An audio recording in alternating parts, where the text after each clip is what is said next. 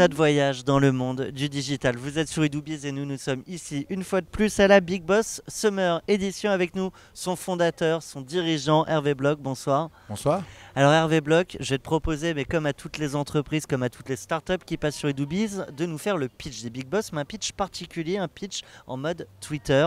En 3 hashtags, s'il fallait résumer les Big Boss, ça donnerait quoi? Hashtag business, hashtag fun, hashtag networking. Et alors ça network, il y a du taf pour tout le monde. Alors ça network, ça convertit en business, 22 millions d'euros sur les 2 premières années. Et puis du plaisir, du plaisir. En fait, finalement, le business, c'est quoi? C'est de l'humain.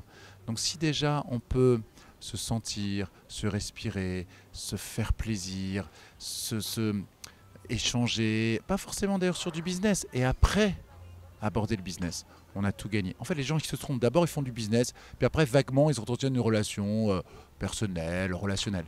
C'est l'inverse.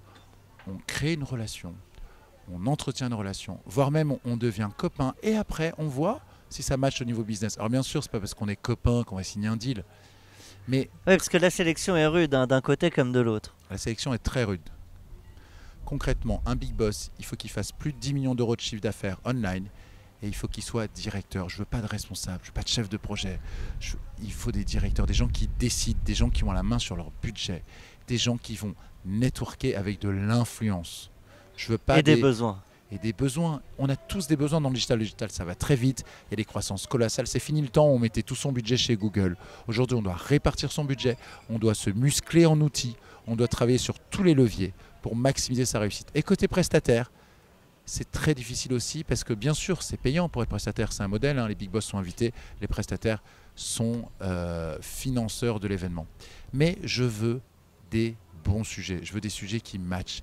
Moi, je joue un rôle de directeur de casting. Oui, parce que les gens me font confiance. Quand tu dis ça, Hervé, on pourrait se dire, bah, du coup, il prend à peu près n'importe quel prestataire. C'est pas le cas là. Il y a 30 prestataires qui ont été reportés à l'édition d'après. Exactement. Fin janvier, j'ai publié une infographie avec les 60 sponsors de l'édition.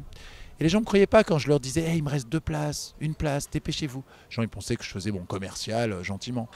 Et en fait, quand j'ai publié l'infographie, là, ça commençait à être compliqué. Je n'allais pas me permettre de mettre un logo d'une société qui ne m'avait pas envoyé son devis signé. Donc j'en ai 30 qui m'ont supplié de venir à la Summer. J'ai dit non. Parce que moi, j'ai un ratio qui est très important. C'est 2 tiers annonceurs, 1 tiers prestataire. Et donc, si je rajoutais ces 30 prestataires, comme je suis figé dans mes avions, je baissais le nombre d'annonceurs. J'ai dit non, je les ai tous migrés au ski. Hervé, on connaît la Big Boss Summer Edition, on connaît les Big Boss font du ski et il y a des petites nouveautés à venir. Exactement, j'ai testé un format dîner chez moi avec la belle assiette. Il m'envoie un chef étoilé, un sommelier, un maître d'hôtel. Belle assiette qui est une belle start-up au passage. Exactement, très belle start-up. Et donc 12 big boss triés sur le volet, 2 prestataires et moi-même. On dîne chez moi dans ma cuisine. J'ai la chance d'avoir une cuisine avec une table de 14 personnes que je n'utilise quasiment jamais parce que j'ai 2 filles. Hein, donc finalement les 14 on n'arrive pas à...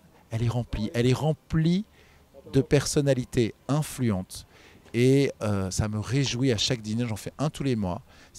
J'en ai fait beaucoup avec les jurys de cette édition pour les voir, parce que finalement, dans un événement à 330 personnes, on n'a pas le temps d'avoir un petit mot avec tout le monde. Bah, c'est un peu comme un anniversaire finalement. Quand Exactement. on organise un anniversaire, on ne voit pas tous ses amis. Exactement. En fait, bizarrement, plus il y a de gens dans un événement, et moins on voit de gens dans cet événement. Alors ça, c'est la petite nouveauté, c'est les dîners Big Boss. Et là, il va peut-être y avoir d'autres éditions en spring et à l'automne. Alors effectivement, j'ai fait le ski, j'ai fait l'été. Alors, qu'est-ce que je fais en mars et en octobre? Je vais tester des formats VIP, aussi peut-être une destination plus business. Est-ce que c'est Shanghai? Est-ce que c'est Tel Aviv? Est-ce que c'est New York? Est-ce que c'est Londres? Est-ce que c'est Doha?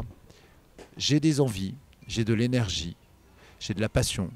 Donc je vous en dirai plus un peu plus tard, mais il va se passer des choses. Eh ben, nous, on en dira plus aussi forcément sur l'antenne un peu plus tard.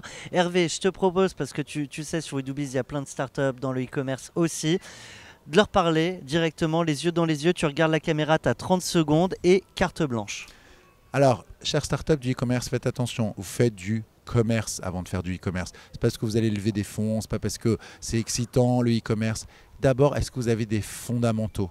Est-ce que vous avez une clientèle? Est-ce que vous avez de la récurrence? Est-ce que vous avez du fond? Est-ce que vous avez des effets de levier? Si vous n'êtes pas posé ces questions, si vous n'avez pas les bonnes réponses à ces questions, vous ferez mourir votre startup. Waouh. Un grand merci à toi. Hervé Bloch, je le rappelle, fondateur des éditions Big Boss. Merci et à bientôt. Merci.